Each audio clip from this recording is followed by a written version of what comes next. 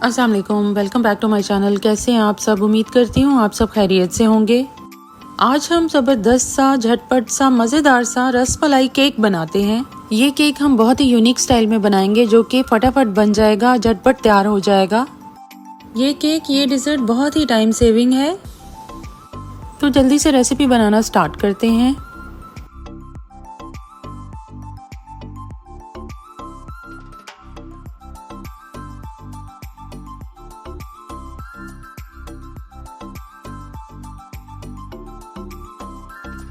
तो सबसे पहले मैंने ले लिया है एक बोल। इसमें हमने शामिल करना है दही। इस बोल में हमने 1/3 कप दही शामिल करना है। तकरीबन 5 टेबलस्पून दही ले लेना है हमने। और उसमें हमने शामिल कर देने हैं आधा कप पाउडर्ड शुगर।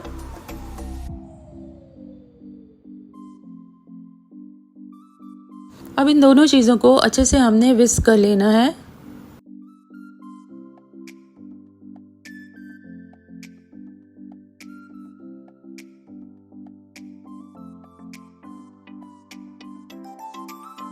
जब हमने इन दोनों चीज़ों को अच्छे से मिक्स कर लेना है, उसके बाद हमने इसमें ऑयल शामिल करना है। 1/3 कप ऑयल ले लेना है। 5 टेबलस्पून ऑयल ले लेना है। किसी किस्म का भी ऑयल आप इस्तेमाल कर सकते हैं, बस मस्टर्ड ऑयल इस्तेमाल नहीं करना क्योंकि उसकी स्मेल बहुत तेज़ होती है। अब अच्छे से ऑयल को दही में और चीनी में मिक्स कर देना है, बिल्कुल यकजां कर देना है। उसके बाद हमने इसमें शामिल करना है आधा कप मैदा। इसको अब हम अच्छे से मिला लेंगे। सब कुछ लेवल्ड है। बेकिंग में कोई भी चीज़ भर भर के इस्तेमाल नहीं करते। चलें, जब ये अच्छे से मिक्स हो जाए तो अब इसमें शामिल करेंगे 1 टीस्पून बेकिंग पाउडर जो केक बनाने में डालते हैं, और साथ ही इसमें जाएगा आधा टीस्पून मीठा सोडा, बेकिंग सोडा।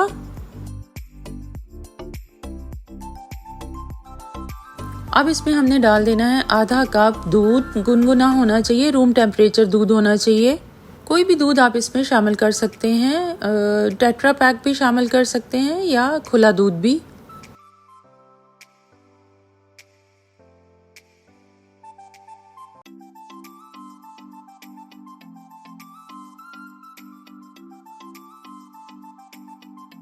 अब इसमें आप कोई भी खुशबू शामिल कर दें जो भी आपको पसंद हो। वैनिला एसेंस भी शामिल कर सकते हैं। मैंने यहाँ पर छोटी इलायची को बारीक कूट के डाल दिया है। छोटी इलायची की खुशबू किसी भी मीठे को 4 चांद लगा देती है। अगर आप चाहें तो अरके गुलाब भी शामिल कर सकते हैं। अब इन सब चीज़ों को हमने अच्छे से मिक्स कर लेना है। अच्छे से मिक्स करने के बाद लास्ट में हमने इसमें सूजी शामिल कर देनी है, और यहाँ पे मैंने सूजी ली है 1/2 कप। सूजी शामिल करने से बहुत ही अच्छा सा रसमलाई का टेक्सचर आएगा और टेस्ट आएगा।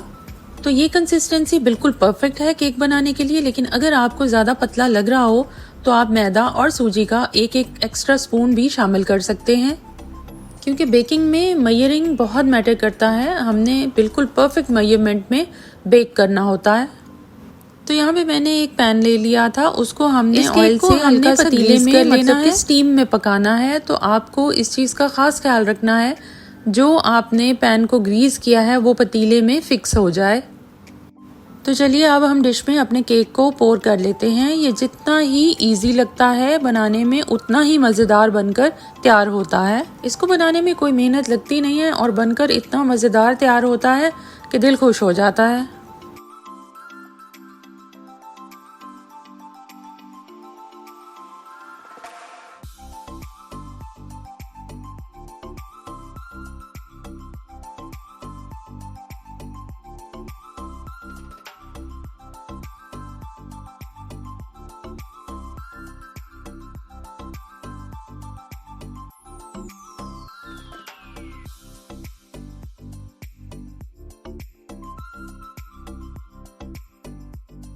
तो ये वो पतीली है जिसमें मैंने इसको पका लेना है। मैंने सबसे पहले इसमें स्टैंड रखा है और तकरीबन 2 कप हमने इसमें पानी ऐड कर लेना है।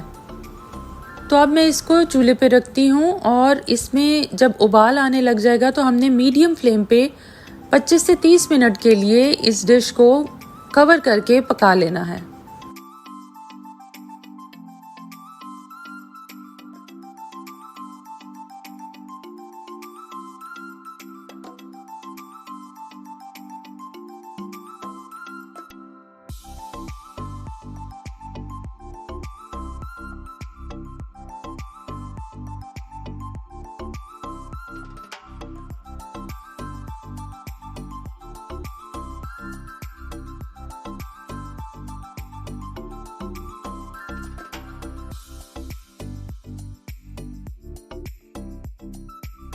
तो मैंने यहाँ पर एवेपोरेटेड मिल्क ले लिया था 1.5 कप और साथ ही इसमें 1/2 कप जाएगा कंडेंस मिल्क का। अब हमने इन दोनों चीज़ों को अच्छे से मिक्स कर लेना है।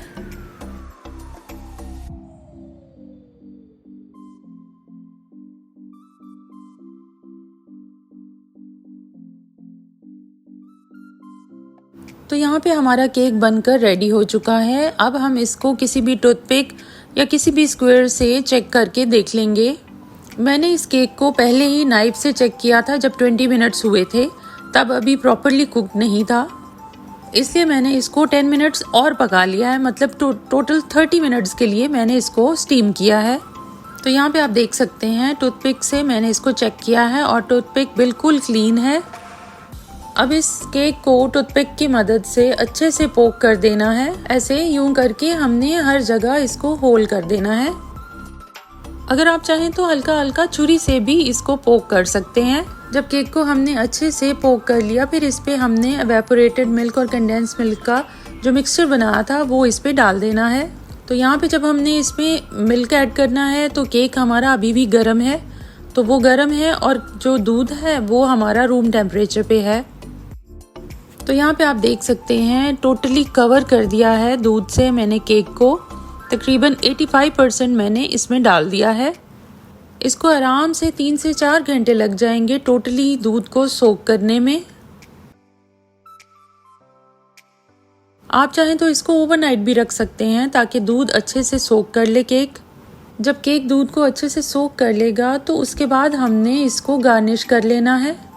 आप अपनी पसंद से किसी भी चीज़ से इसको गार्निश कर सकते हैं। मैंने यहाँ पर बादाम और पिस्ते से गार्निश करना है, तो मैं यहाँ पर बादाम और पिस्तों से इसको गार्निश करूँगी। अगर आप चाहें तो डाल लें, वरना आप इसको स्किप भी कर सकते हैं।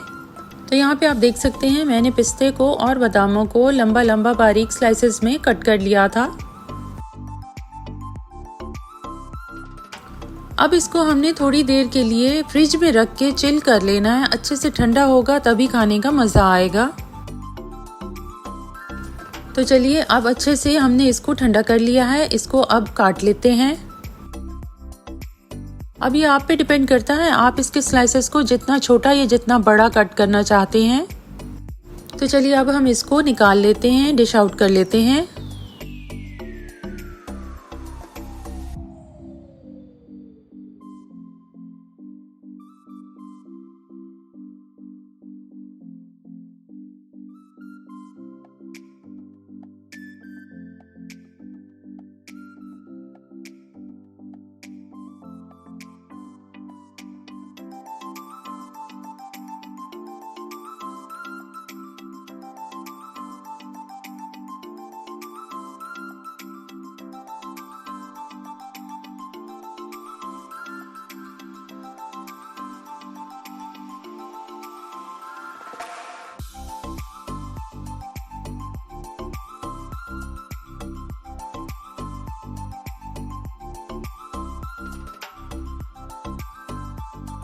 अब इसको जब डिश आउट हमने कर लिया है, इस पे अगर आप चाहें तो वह एवेपोरेटेड मिल्क और कंडेंस मिल्क का जो मिक्सचर बनाया था वो इस पे 1 से 2 चम्मच डाल दें।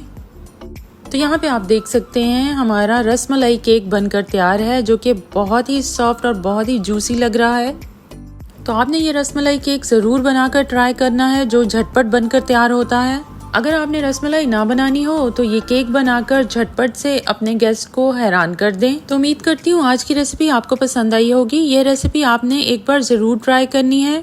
अगर आपको वीडियो अच्छी लगी है तो वीडियो को लाइक कर दें और शेयर कर दें। और अगर आप मेरे चैनल पर न्यू हैं तो चैनल को सब्सक्राइब करना मत भूलिएगा। Thanks for watching the video. अल्लाह हाफिज़।